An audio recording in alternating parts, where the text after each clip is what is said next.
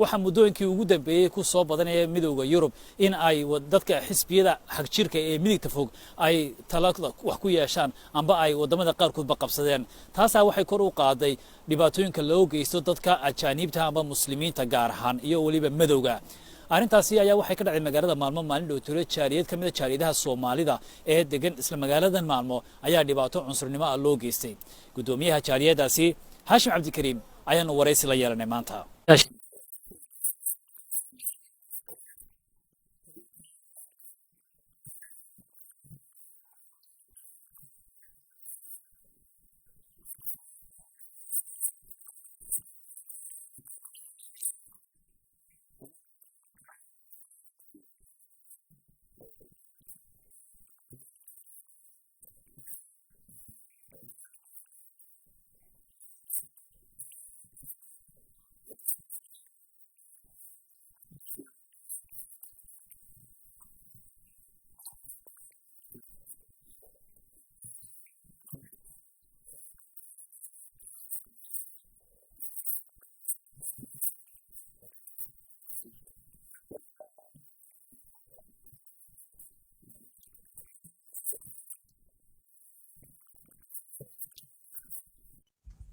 inkastoo hadda laga meedhay haddana sawirradii aroortii loogu soo toosay jaaliyadu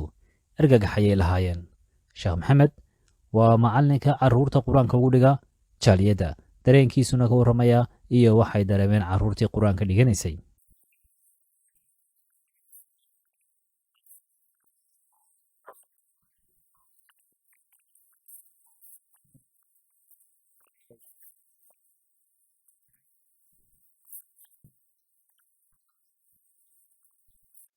inkastoo ay diideen laamaha ammaanku inay arkan ka hadlaan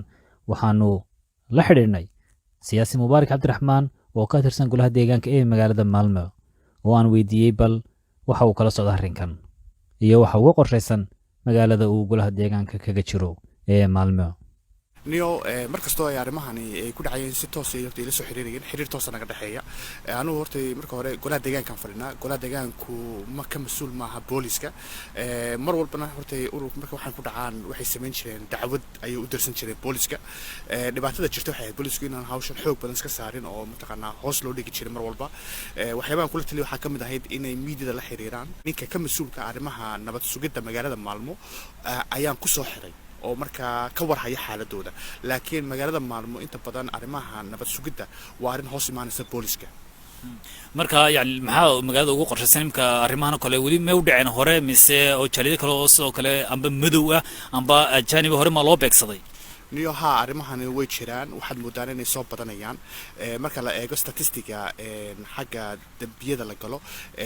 ummadda dadka madowga dadka muslimka yahuudda iyo romanka waa afarta group ee aad loo beegsado ee dhibaatooyinka noocan oo kale ay ku dhacaan marka magaalada runtii waxay samaysay barnaamijyo aad u waaweyn arimahan ku saabsan waxaa loo baahan yahay waddanka in la fahansiiyo dadku inay mataqaana dad badan oo kala duwan jiraan in dadku ay siman yihiin inaanay dadku mataqaana aanay kala roonayn marka waxyaabahaas waxa weeyaan waqti badan bay qaadanayaan waxay u baahan yihiin waxbarasho badan iyo wacyigelin badan bay u baahantay hadda tusaale ahaan magaalada Maalmo waxaa hadda baas gareynay weekend hadda 3 milyan oo aan ugu talagalnay dhibaatooyinka lagu hayo muslimka iyo madowga Jamal Gas warbaahinta STN Maalmo